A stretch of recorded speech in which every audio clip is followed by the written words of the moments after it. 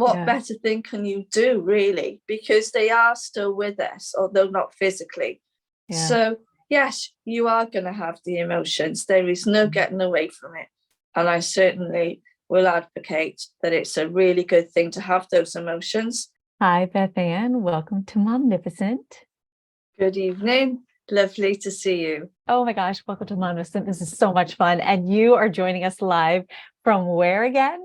I'm here in UK, in South Wales, Cardiff.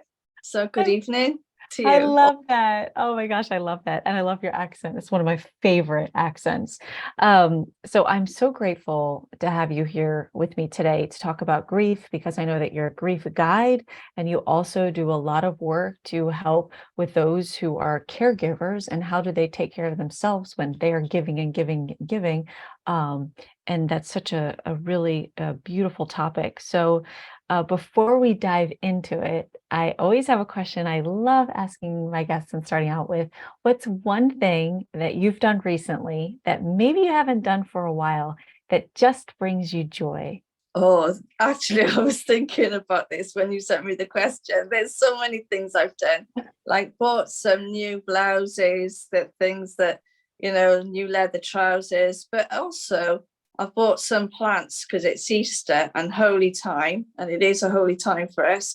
And my mum's anniversary is coming up, people. Because we're talking about grief, it's really important to think about planning and how I plan my time now in the next couple of weeks. So I've taken time to buy some new makeup, new fashion, but also just have some plants for my pots as well in my garden, because obviously I made space, which we talked about earlier, offline. But so that I bought some lovely angel eyes plants and peace plants and that, so that I can plant them, because they'll last longer than chocolate bars and chocolate eggs, although we all love chocolate. Yes, we do. Yes, we do. So, Bethan, how did your path lead you into this work of helping caregivers and those struggling with grief? Well, I did have a life before caregiving. I was legal exec. I was a PA in a finance firm, so I did corporate and sales. I've done so many other jobs in my life, and I was a speaker. I was a union rep. I was a speaker then, back in the day. And then my mum sadly was losing her mobility, and she had cancer, and she had a mass in between the bowel and the bladder. And obviously I started caring for her part-time. But as time went on, she got falls, and the last fall obviously was very traumatic, and she ended up in hospital for 17 and a half weeks. So I battled. That's why I'm a warrior. I battled to get her out of there. But sadly, the cancer escalated her dementia, and she had vascular dementia. And I went through the grieving for the living, and I've been through the grief process. It hasn't ended, but that's how I ended up helping people, because I started working with a mental health charity and started working with other people then, helping them with their dealing with grief and telling people about how it is, because you have to plan almost whilst you're caring, but then it's a whole nother ball game after, because you have to come out into a world which is even more changed now than it was when I started my grief journey, because I was just going back into church. I was just going into wanting to go back around people, and then suddenly we had COVID. So that was a completely different ball game. But I decided to join a leadership program in Chicago online, and joined some spiritual courses because I couldn't go to church. So there was stuff, and started come online. I met people around the world and started talking about grief, mental health, and dementia. And it's just, I opened my company 4 years ago, and like Butterfly. And now I'm sort of like out there telling people what it's like and how they can travel the maze. because always when I'm writing, grief is like a river and a sea. It comes in waves and it can be a rocky road, but I can get you to the other side. Especially from the experience that you've had going through it and still going through it, like you shared. Because how many years ago did your mother pass, you said? Yes, 5 years coming mid-April. So yeah. This April. It's so special that we got it to is talk special together. because it's near to holy time. And yeah. There's lots of people that don't have that bond. We had a bond where we shopped online, we stayed up at crazy times in the night, told stories because, we're sundowning, we just gone into the summer. So, people don't understand that, for me, I didn't have time to go, I didn't have time to go for meals. It was always on the clock. I didn't have time to go shopping to the shops all the time because you had to come back and, you have to be conscious the whole time. Yeah. So for me, and for others, it's a real turnaround because, it's a long time. And then suddenly, health issues and everything else, you have to suddenly realize that the world is like, dementia doesn't stop. And I thought about this a lot earlier. We are going through to Easter Sunday tomorrow, and dementia doesn't stop. Right. Doesn't give you a break to enjoy the holiday. No, it doesn't, because even that is not a holiday for us. Right. Yeah. Yeah. So we had a student struggling, and we were like, it's the mental health is rising, and we're just like, there's so many things going on, and someone made a comment like, well, every year at this time, they struggle, and I was like, but how is that really possible? Because like mental health doesn't know it's April and it's going to show up during April. I mean, and this wasn't because of someone's loss or something like that, but I was like, mental health doesn't have a calendar. It's not because it may not be the same each year or at that same time every year. It won't be. But I think the one thing is that when the anniversaries come, when the birthdays are going to happen. And one of the things that I've done myself to get myself through, and this is something that you can think about how best you can do it, is by creating some sort of like ritual or habit. So on the day of my mum's anniversary, I actually spend time in my garden because that's where my mum loved being. I have a space in my garden, top of my garden, which is like a mountain. It's like a big patio, and I've planted plants there. So, and I sit up there and I have a cup of big, huge glass of coffee, latte or cappuccino with chocolate eclairs. And I actually make a video every year on my phone and iPad. And I actually play music and I pray up there because that is, and I also have collected, we have hydrangeas in my garden, summer's here now. So I dried them and I keep them in my kitchen so that times like that, I can actually throw them away and say prayers. Yeah. Yeah. And what better thing can you do, really? Because they are still with us, although not physically. Yeah. So yes, you are going to have the emotions. There is no getting away from it. And I certainly will advocate that it's a really good thing to have those emotions. The other thing is I did do counselling. I know it's not for everyone, but it is, if you are offered, I think it can be really good, because if you've had trauma in the past, that can obviously have a knock-on effect on your grief. And also, I found it really good for me because, and it was one of the last things, I went to cruise, which is here, and I did 6 sessions, and I did 2 extra. And the woman said to me, I want you to go home and just get a notebook, like we've all got A4s, doesn't matter what it is. I bought one, like you got dreams or something on the front.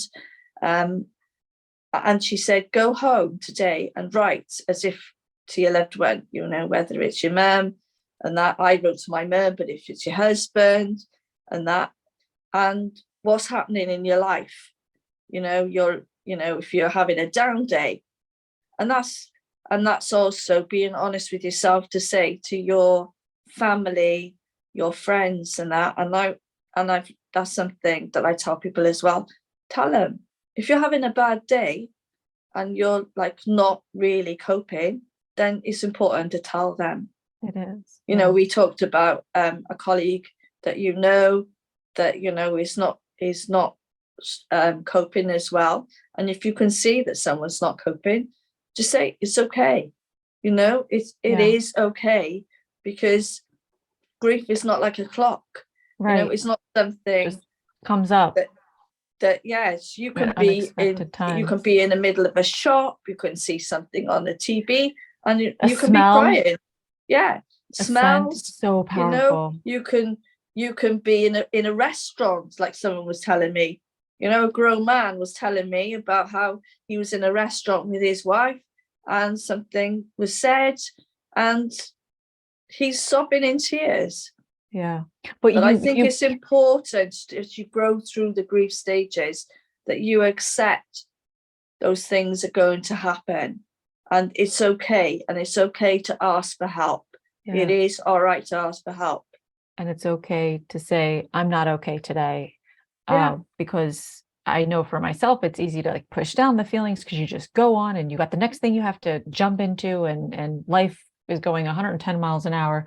But I really like how you said the importance, how important it is. Can you speak more to that, of how important it is for us to feel that grief and emotion and not suppress it? Yeah. Why is that so important? I think it's important because I've seen many people that have taken, that might work for them. But if you suppress those emotions, they're going to come out. They will come out in time.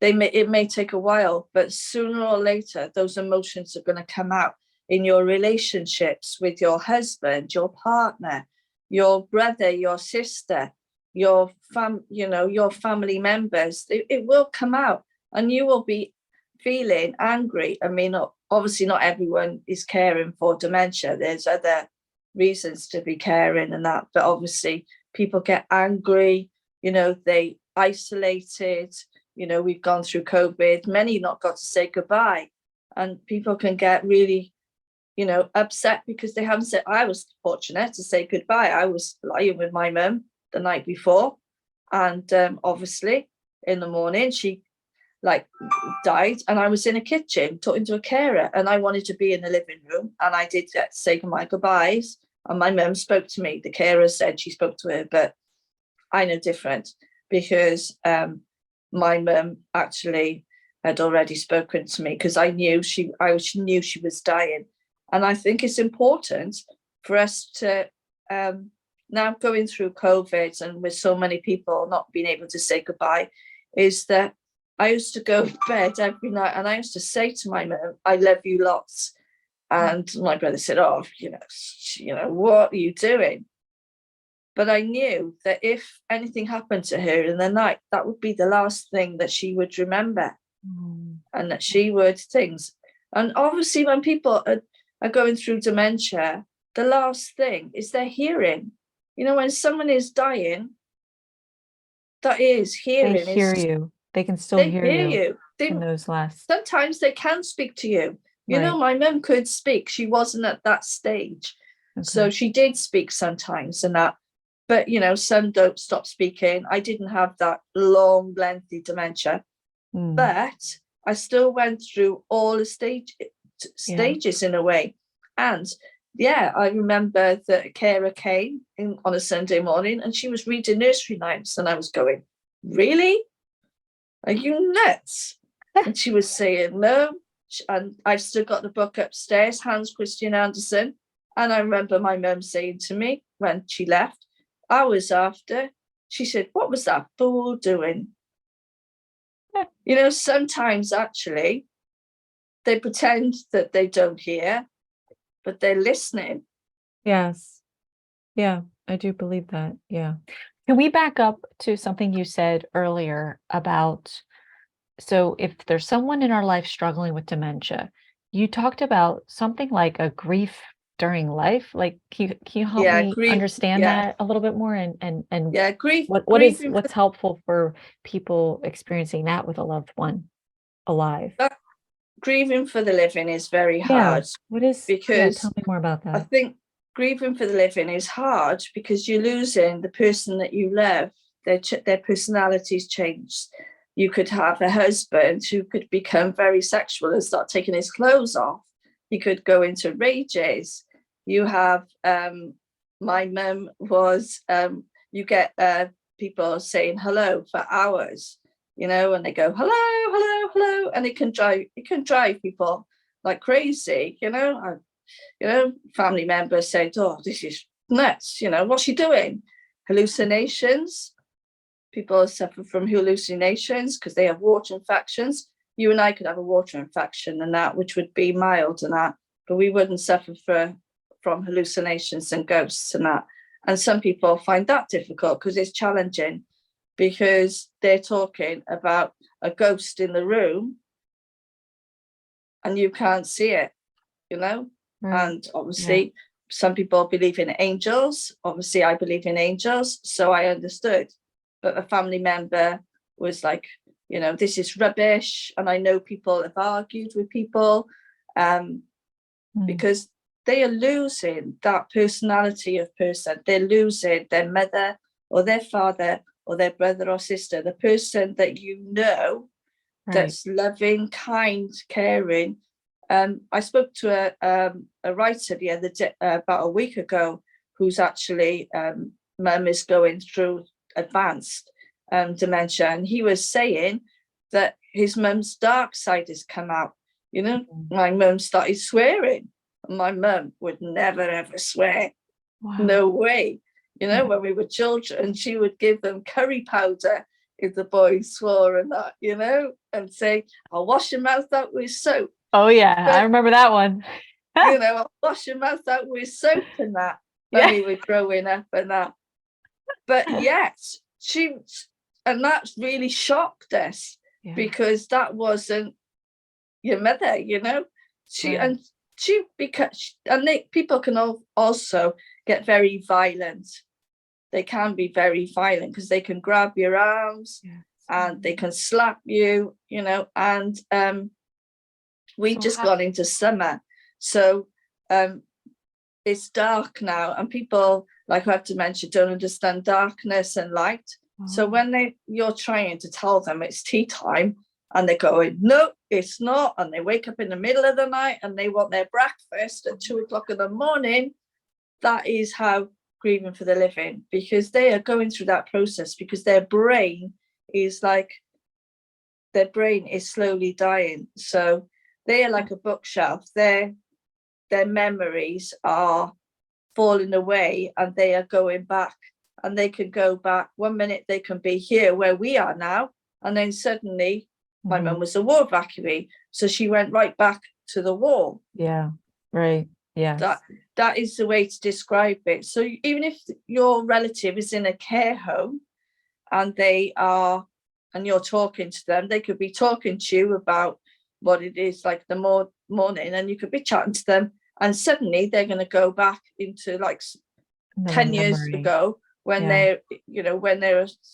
they're a child. And Mhm. you could be some people don't really understand and don't Right. It know how would. to cope with it. It can be hard to deal with, to be around with. So what's your recommendation? Like, what is something that can help for those who are in that situation? So if you are in that situation, the one thing is good is to write a journal, so you understand the patterns. Even if your relative is in a care home, one of the things I used to do is, and I still got them here, is that when I would go out for like my respite, which wasn't very often, but I would read all the care plans so that I could understand the challenging behaviour that I was going to have to face in the hours when the carers came.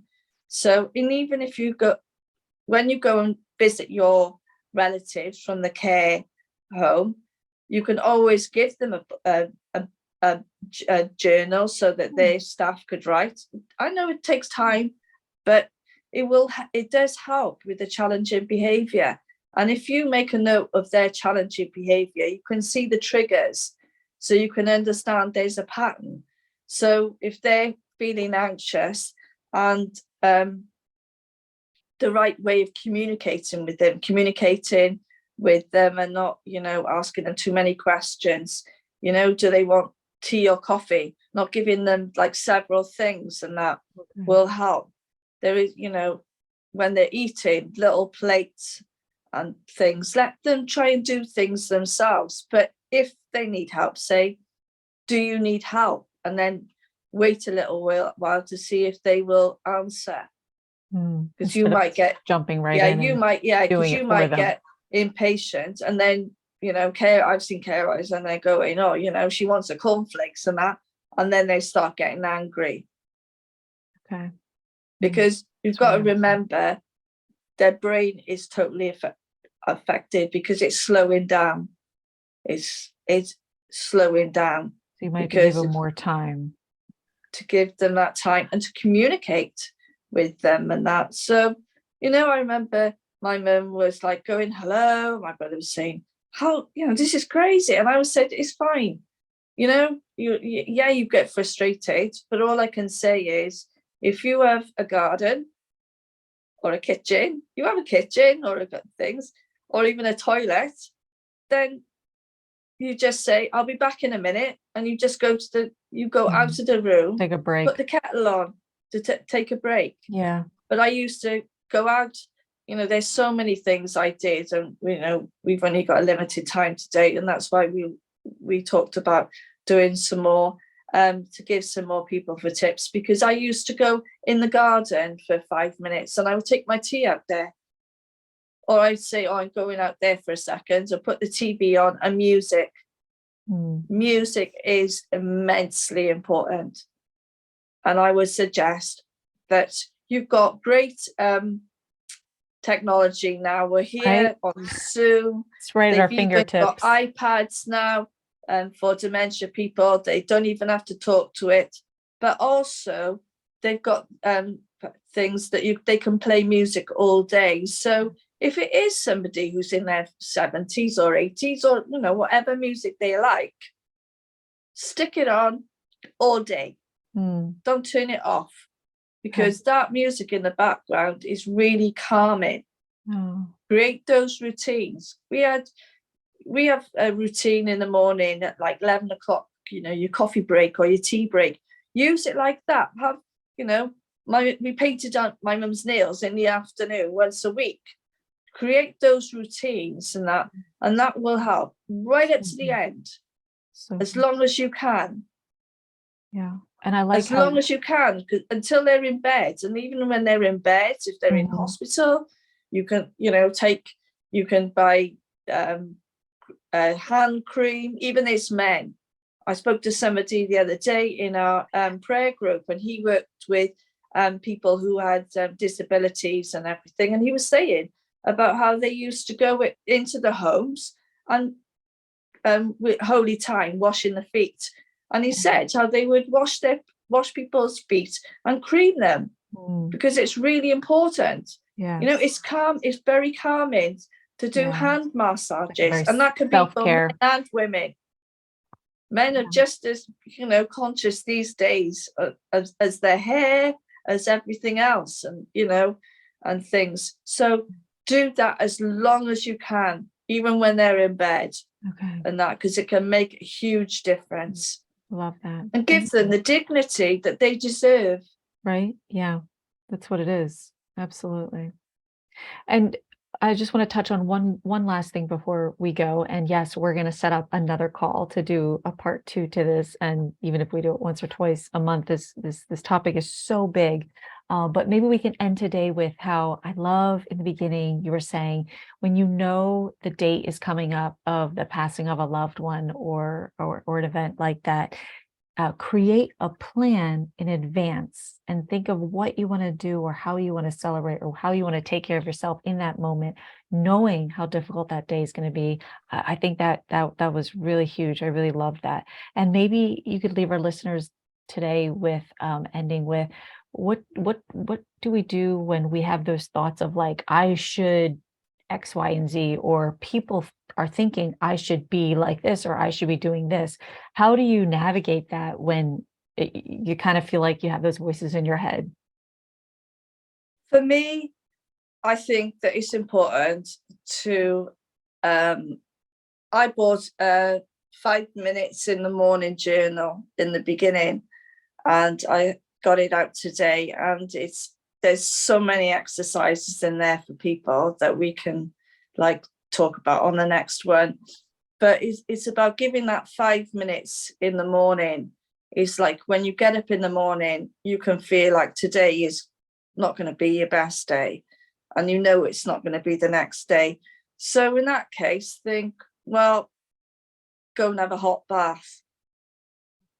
Go out in the garden. I mean, if it's the weather, or go for a walk, put some great music on, and even have a duvet day and put some Christmas films on. You know, there's plenty out there, some comedies, do dancing, you know, through COVID. You know, I'd have a routine every day that I put dance music on and just did dance and that, because my mum loved dancing. My mum liked fashion. And I actually, for the first 2 years or more, and I still do it now, like we're talking about fashion, is if think about the things that you used to do or the places that you go and think, if you want to go there, you know, there's certain places that my mum and I like to go, but I thought I couldn't. So because of COVID and everything. And so I don't actually want to be around too many people these days because I'm, you know, helping others. So I shopped online, and that gives me pleasure because my mum almost like the Queen died, and my mum, I wanted pearls. I'll tell you this because this will make this that.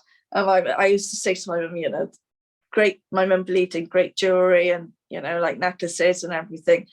And when I fell asleep, had a chill day, I wasn't feeling great, and I woke up and I could hear her saying, turn the TV on, and I bought these pearls, long pearls. The Queen had just died, and I thought, this is crazy. But I phoned the next day just in case, and they said I got the last one. Oh my goodness. And I thought, wow, this is what I meant to be doing. And like Wow. being in a garden where she loved to be. So if it's, you know, wherever there's a space in your house, make that space in your house to where they lived, or read a book that they lived. I've just read a lovely book from the war, that because my mum's a war evacuee, so I bought it a while ago, not expensive, and thought, and I took time to read because I used to read when I was waiting for it in the hospital and buying cups of coffees because I couldn't go home. Right. So yeah, just take that moment to think, what am I going to do? And if, you know, my mum loves blue, so I've worn blue today. Beautiful. I love it. Well, Bethan, thank you so much. And I can't wait to continue together on our next call. And those of you who are listening, please message me any questions you have for Bethan. If you are struggling with grief, if someone you know is struggling with grief and you're trying to figure out how and what you do to support them, it's such a valuable topic. And Bethan, I can't thank you enough for your time today. And what a special moment to spend and share with you and hear all the beautiful things that you have done to help yourself. Oh, I realize that. In this so many things. Month of your own grief that you're going through. And I just think it's so special that our episode came out right at this time. And I look forward to our next conversation. So do I. Thank you so much. It was great fun. And I hope your listeners got so many golden nuggets. Oh, I'm sure they did. Thank you. That's all we've got for this episode of the Momnificent Podcast. If you enjoyed this episode, I would be honored if you would subscribe and rate if you really liked it. I know wherever you're listening right now, it might not be the best time to leave a comment, but feel free to leave a question, a review, or a comment at any time. And until next time, remember, don't worry, be happy.